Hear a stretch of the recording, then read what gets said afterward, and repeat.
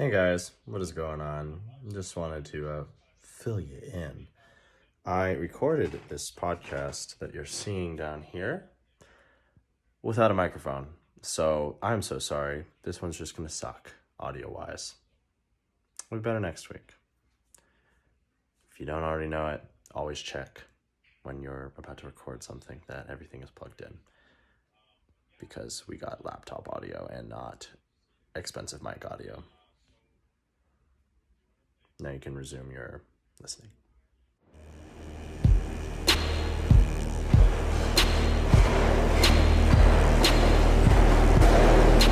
Stand clear of the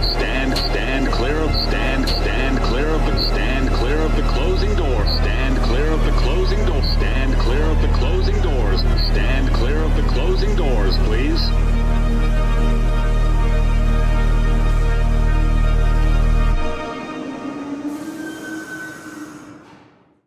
What is up, you guys? We are back. I am your host, Isaiah, and this is Art Post Cove. Welcome back. It's been a little bit of a hiatus. Haven't made a podcast in about, when this comes out, 3 weeks because we had some big stuff to do, and then we took a little vacation over here, okay? But we're back with some new stuff. Art Post Cove, if you aren't aware, is a podcast about art post the COVID-19 pandemic. Have you ever heard of that little thing? But anyways, we are back. We're finally back. It's been a while. Updates with me. We're doing a solo show. So we're going to just catch up, you and I. Have some alone time. Anyways, so we're checking in. So basically, yeah, we've done some stuff since we started back in January of 2021, taking whatever this is on my foot off. We don't want anything there to mess up the flow. But yeah, we're back. We did a little thing, guys. We did a thing.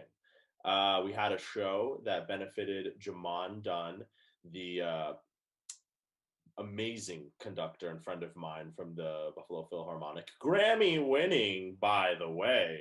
That's right. We have big leagues here on the show. If you haven't seen it, you ought to jump back and check it out because fire podcast, great one. It was really great to have Jamon on.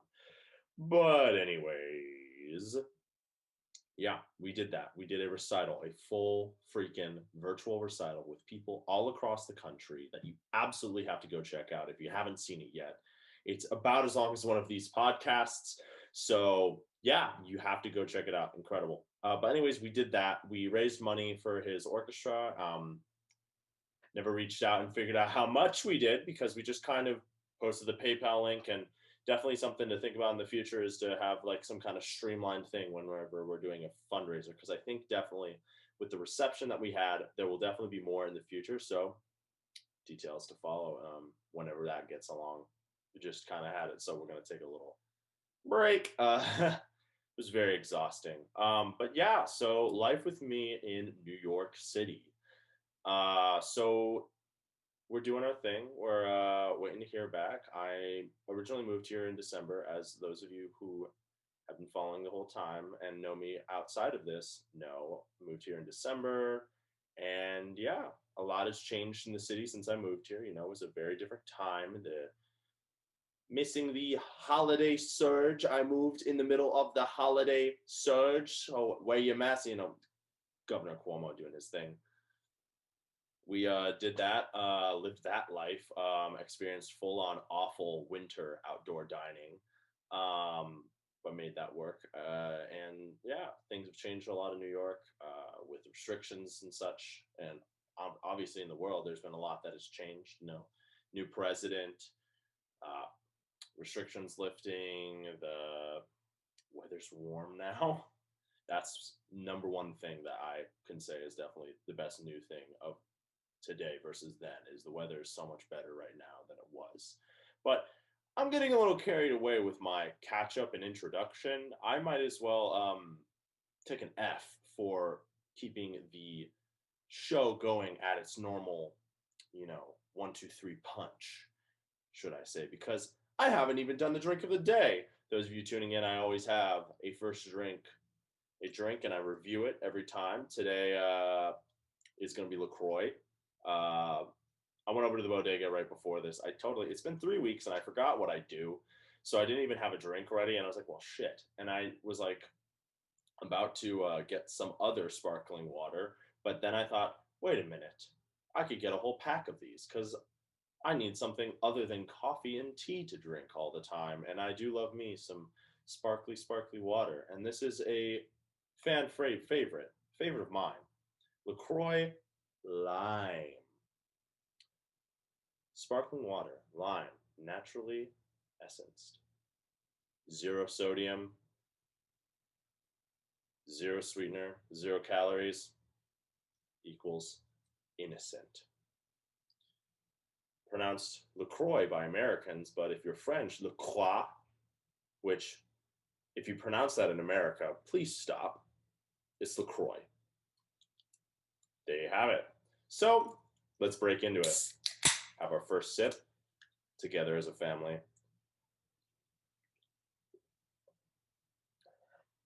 Splendid.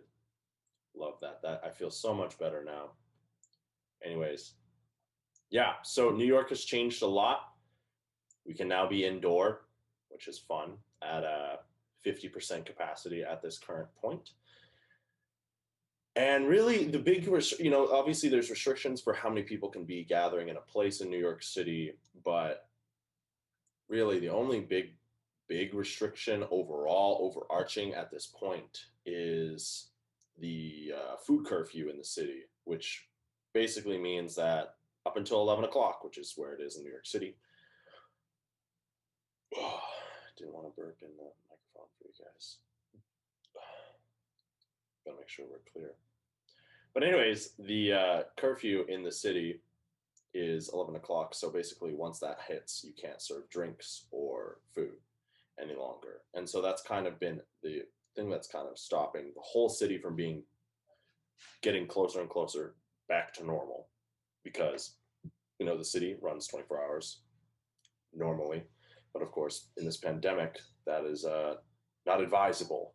So yeah, that's really the only thing we're missing at the moment. We even have performing venues which just opened up about last weekend, or this last weekend. I'm kind of fuzzy. What is it? We're in the second weekend here, so yeah, last weekend, the third. Or I don't know. It's open now.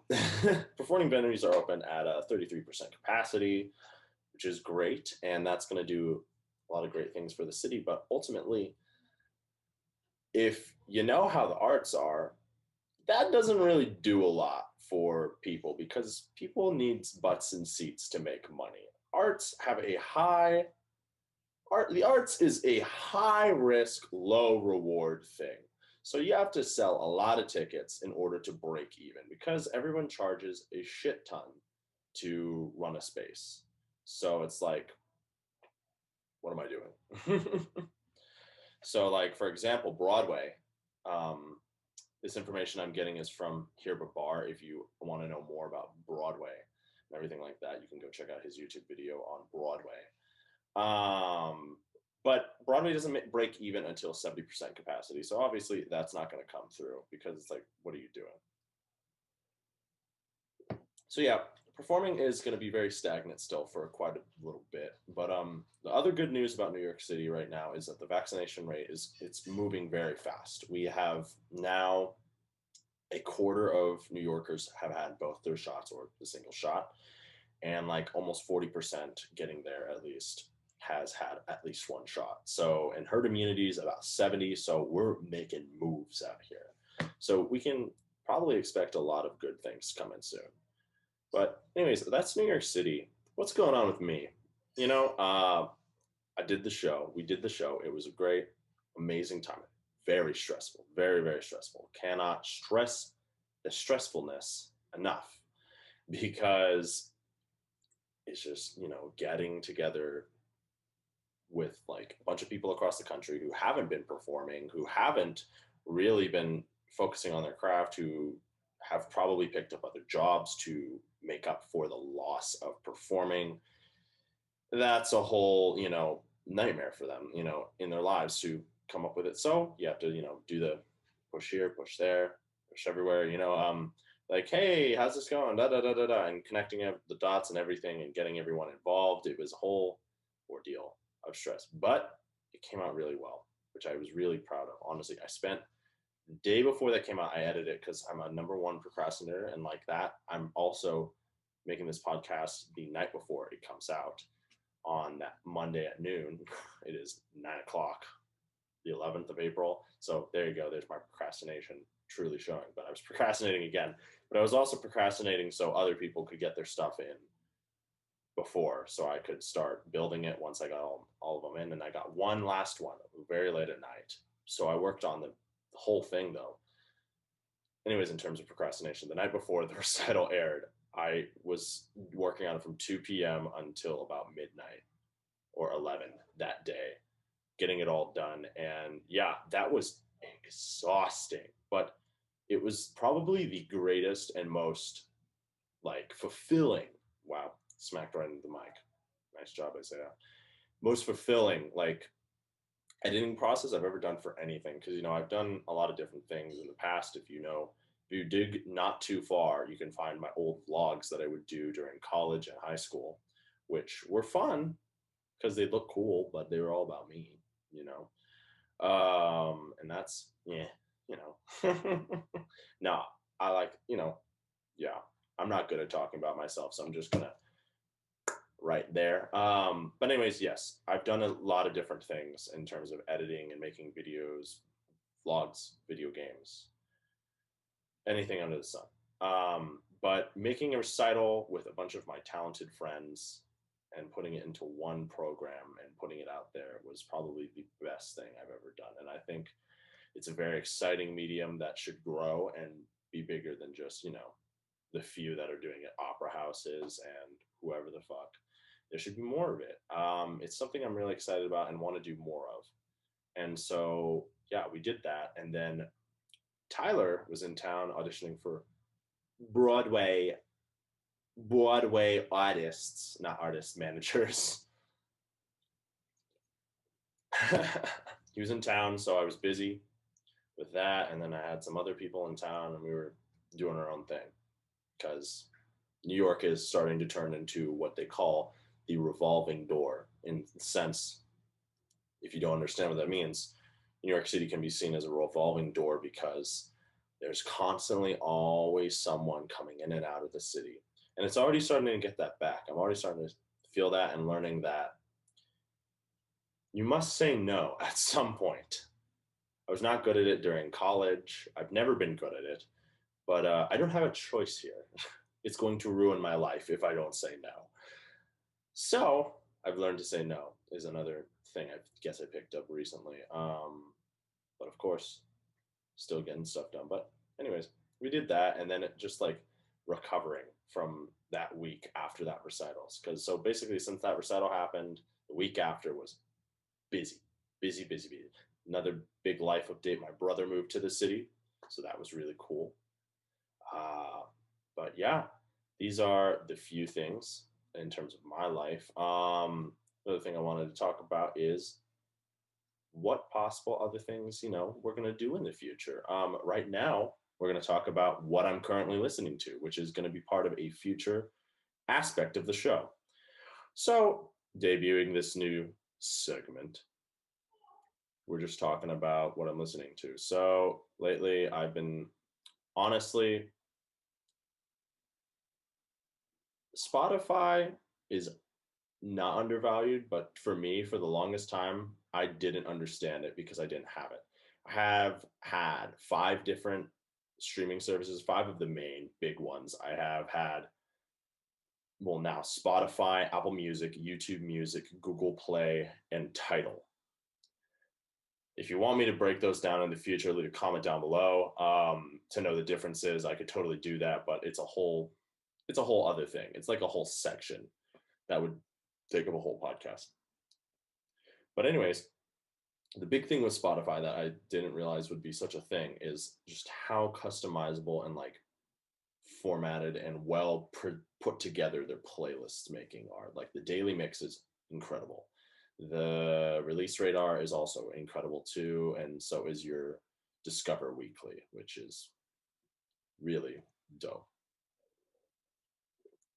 But anyways, They also have these This Is playlists that are really good. And so I listen to a lot of like one-off Jay-Z songs. So I wanted to get more into Jay-Z. So I found a playlist and started listening to it during my run, and that's been fucking awesome. Loving what I'm hearing. I mean, it gives you like good like all around their career because Jay-Z is such an artist that has so much to offer in terms of music because of how long his career has been, and so that's been really cool. I've been checking out a lot of that. Also jumping into a couple indie bands. I listen to, if I pull it up, I can't even remember the name. I've been listening to a band, Mom Jeans. It's very good. I enjoy it. It's a kind of emo math rock. That's my thing in indie music. That's like what it is for me. That emo math rock land, because it's just like it's so technical, but also like I don't know, emo, and it's like because when you talk about emo, there's like two different kinds. There's whiny, and then there's screaming. I'm more into the whiny stuff because I think it's I don't know, the whiny voice. It's not so, but it's like light trebly high voices. If that makes sense to any readers that are not musicians, it's just something I enjoy listening to. So there's Mom Jeans, and then what is it? That song, Don't Be a Stranger. I'm trying to remember the band name. Oh my gosh, I'm so into them, but I don't remember the Nervous Dater. That's another band I started listening to. Their album, what is it? That's the album, Don't Be a Stranger. It's a really good vibe. I don't know. It's just it's funny. I saw TikTok earlier this week, and it was sent to me, I think, by Duncan. Another great recurring person who will be back more often in the future, hopefully. But anyways, I think he sent me this TikTok. It was like me in high school. Oh my god, the flat seven in this scale, blah blah blah blah. Like just talking about chords and shit, like really technical music theory shit. That's you say to like look cool, but actually you just look like an asshole. It was like me in high school, and then me when I am like now, and it's like this shit slaps. And it's just like some super simple, like, but like really good mixing and like deep, like music you can feel because of how it's produced. But yeah, so those indie bands, and then what else am I listening to today? Let's see here. Just a lot of Phineas. I cycle through like Phineas, Billie Eilish, Kanye West, Biggie Smalls, like daily. Also been listening to a little bit of DMX. I am like late to the train. Rest in peace, DMX. I only knew the song Where the Hood At. But I was on one of the stations in my brother's car that we listened to. So I listened to a lot of it. I'm like, okay, I'm going to dig more into that. So yeah, no. So that's what I've been listening to, a lot of, hip hop, indie rock. That's really what my cycle usually is when it comes to everything. And of course, some pop in there, the newer hits like Dua Lipa, etc. The Weeknd. What else? Yeah. Dua Lipa, The Weeknd. They've been popping up a bit. But yeah, that's what I've been listening to lately. It's just good. What can I say? But yeah, no, anyways, getting back on track here. We've talked about the restrictions and what that's going to do to New York City, everything like that. So what did we do during the recital? We raised money for Jamon's nonprofit, and that was really good for us. But what kind of led me to that idea was the idea that I have all these artists on the show every 2 weeks, different people. We had Duncan, the first one, more of an admin, but also a singer that I met in a voice studio that I used to be in. Then we met Tyler, who is a musical theater major, but also is running his own whole online studio of teaching voice and acting and everything like that, doing his own thing, making moves. And we had Suzanne, great contemporary theater actress, also digging into film too. And then Jamon, the conductor, everything like that. We've gushed on Joman a lot on this show so far. You get the picture. Grammy-winning opera singing extraordinaire closed out the recital. Great. Got to look out for that. His credo. You can't say it normal. You have to say credo.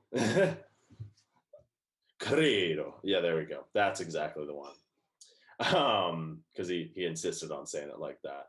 But we've talked with a lot of these people, so why not? Since we have all these people on the show, why not make an expose of some kind? And the thing that I knew I could do, because we're still trying, I'm still shooting for what our goal as a show to do is to spread out and capture every facet of the industry. And we're still, the problem is my circle is mostly performing classical musicians. I'm still looking out to find more outside of my realm to have on the show, because the more input, the better.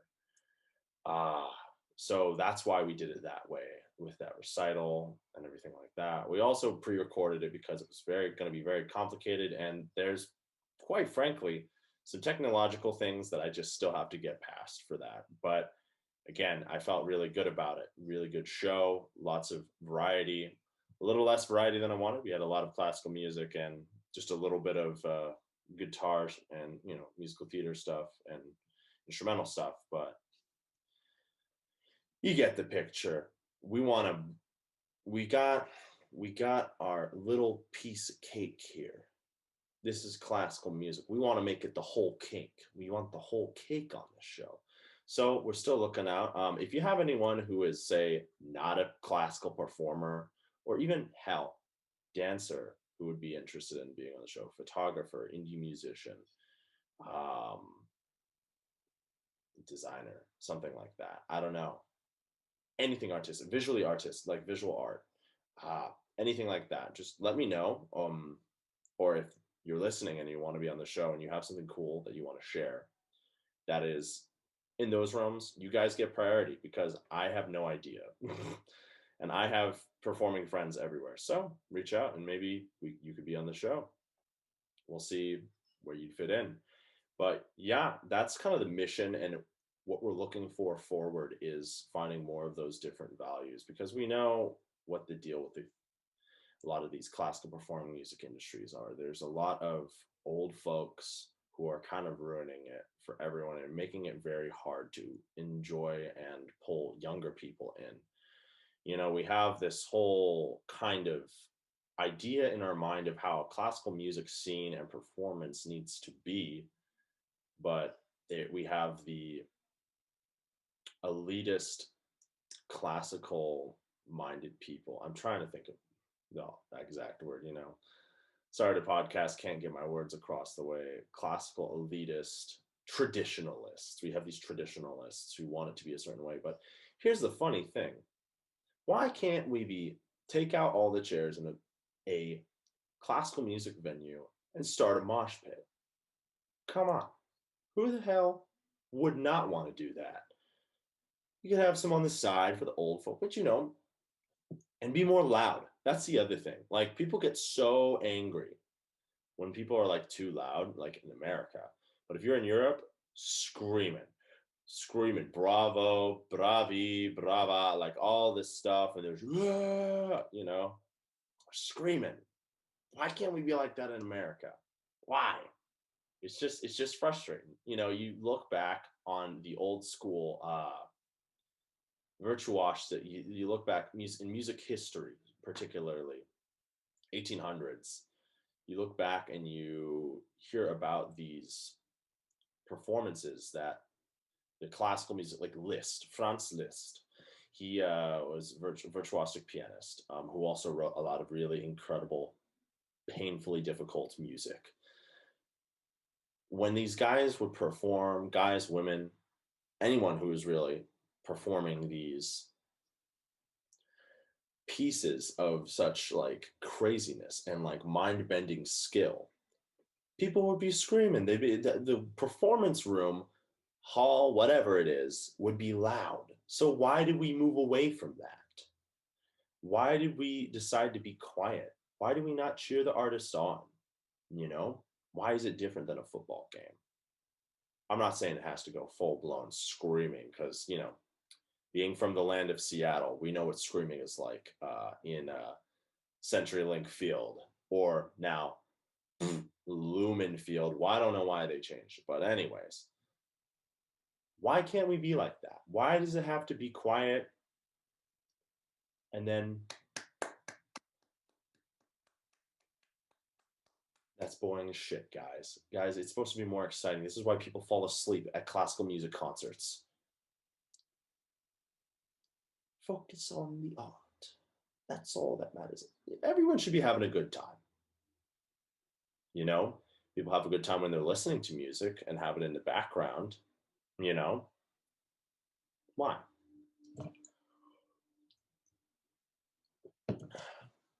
So, anyways, that's part of our mission here moving forward. We want to have more people on, of course, and more variety, but also we want to expand our audience because classical music doesn't do just enough justice. So I want to announce today that right here on the record, our next goal, we're going to start talking about goals, guys. Let's get it to 100 subscribers. 100 subscribers. We're right now at 32. We're also looking to, of course, expand to Apple Music and Spotify, but the real show is here on YouTube. If you're listening and now this is on Apple Music, oh my God, Apple Podcasts and Spotify. If you're listening to it and now hearing it, sorry guys, the real show is here on YouTube. We got the real content. You can actually see the drink in this one. You can see that it is LaCroix. I could just be lying. You'd never know. That's the thing, guys. When it's visual, that's it. You're here. You're here with me. We're having a family conversation here. So anyways, guys, tell your friends about the show. Send the word out. Art Post-COVID is here to stay. So let's get going on that. Anyways, after that long banter about how things are, reflecting on everything, in that little tiny bit, let's talk about, something that is a struggle for me and everyone. We had this recital to talk about, the lockdowns. That was what we did it for. We did it for the anniversary of the lockdowns. It's not something we want to remember, or for some of us who are getting senioritis during COVID, because that's a thing floating around now that the vaccinations are going well. We're talking about what happened. There's a severe mental health crisis going on. And with that mental health crisis, there is also the fact that we are struggling to maintain motivation. And I, didn't get that pain at the beginning. So, we hit March, everything locks down, and here we are, all this free time. I was like, things are going to be back in 2 weeks, whatever. I'm going to keep going. Practice. No, here we are. Over a year later. No.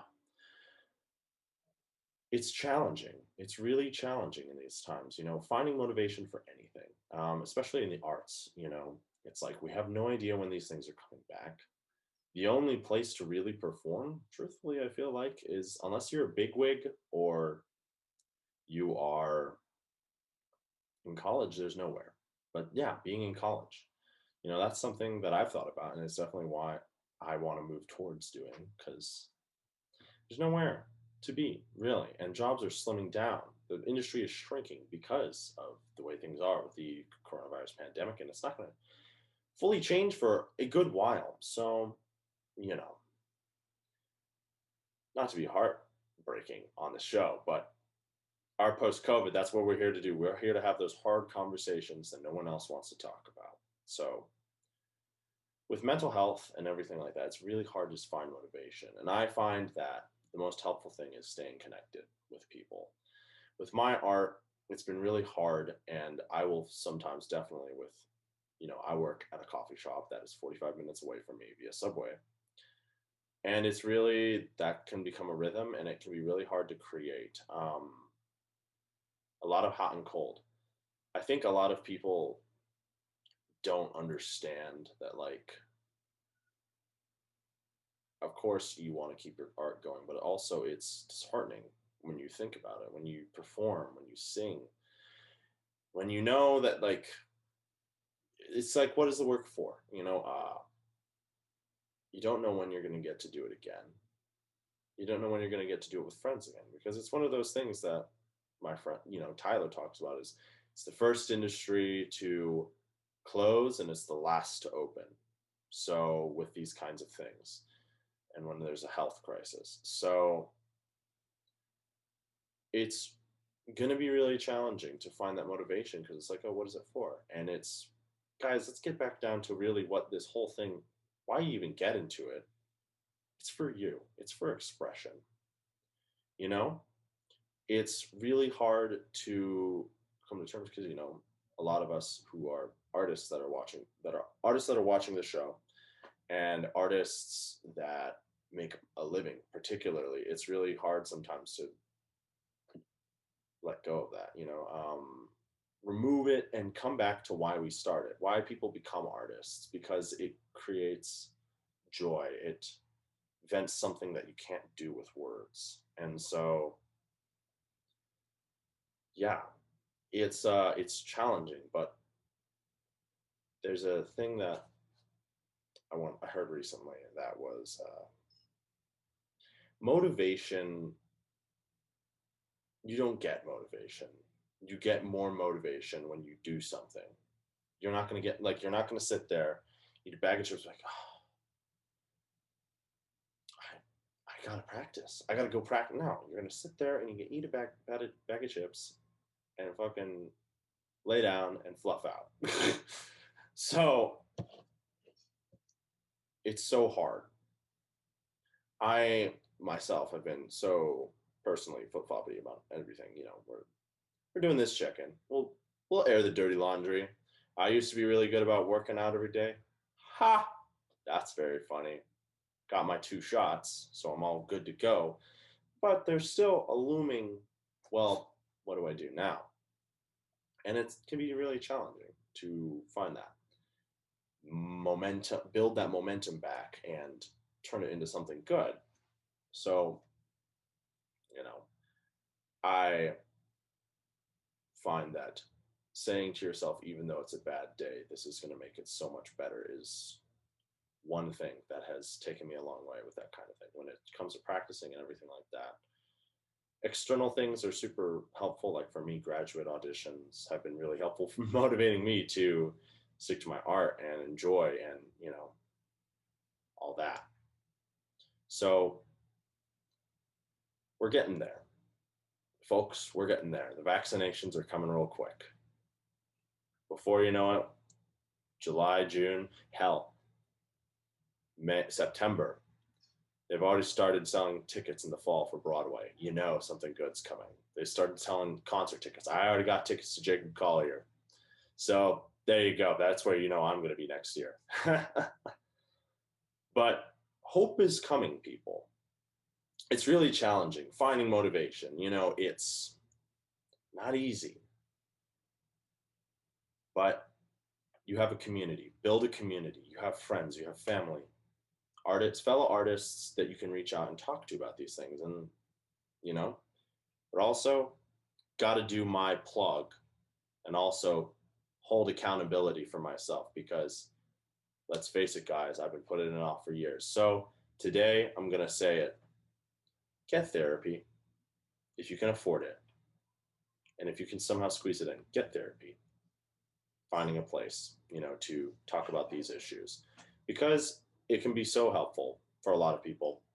And I am the biggest stickler of it won't help me. But you know what, guys? Next time we tune in, I'm going to have therapy lessons. What the hell? I'm not teaching learning therapy. I'm going to have a therapist, because it's important. Therapy is great. Reading is great, because it's a true way to zone out from everything. Exercise, running. There's nothing better than a running high to keep you motivated. Eating well, so crucial. I recently came from vegan down to plant-based vegetarian, and with that came a slew of other unhealthy habits like junk eating and everything like that. But like, yeah, putting the good nutrients in your body, the things that make you function, that cup of coffee. Today, I got nothing done because I didn't have any coffee. Then I had coffee at like 6 o'clock. So I'm going to be wired all night long. But these things that I just discussed, I've already forgotten because that's a podcast for you. I ramble and then there you go. That's the podcast. These things can help with this motivation and issues, and things are getting better. We are entering a more hopeful time. And yeah, this has been our check-in. I still have a lot more of this to drink though. But I think moving forward, we're going to add these in. In addition to the the 2 guests per month, I think we will be moving forward and doing 1 solo podcast a month, first Monday of the month. Just a check-in, guys. Also, we'll do a Q&A. How about that? There we go. So I don't ramble as much. We're going to have a check-in, we're going to do the things. And yeah. So guys, thank you so much for tuning in. I hope that you are doing well. And I hope you're enjoying what we're putting out there. Let's get it up though. Come on. Got to build this family, the Art Post Cove family. We're going to start making shirts. We're going to start doing everything. We're going to make shows. We're going to have meetups. We're going to do it all. But first, we got to get some followers. So if any of you out there have not subscribed yet, I please beg of you to subscribe so we can build this community. Getting seen is so hard. But yeah, our goal, 100 subscribers. Can we get there? If we get there, we'll have a celebration. We'll do an actual live stream with, say, Duncan and maybe someone else. And we'll just go off, guys. We'll just do it. But yeah, thank you guys so much for watching. We're going to get it on Spotify. Going to get a therapist. I am. So we're going to check in on that next time. And I recommend you all get a therapist. Super important. And yeah, guys, thank you so much for watching. Don't forget to like, comment, subscribe, tell your friends, tell your mom, tell your grandpa. We're talking about all the important stuff, all the arts that no one else wants to talk about. So let's do it here. You got some friend who maybe has something cool to show off and wants to talk about something that I haven't covered yet, throw them on. Tell me, send them my way. I'll have them on so quick. But yeah, guys, thank you so much for tuning in. And until next time, peace.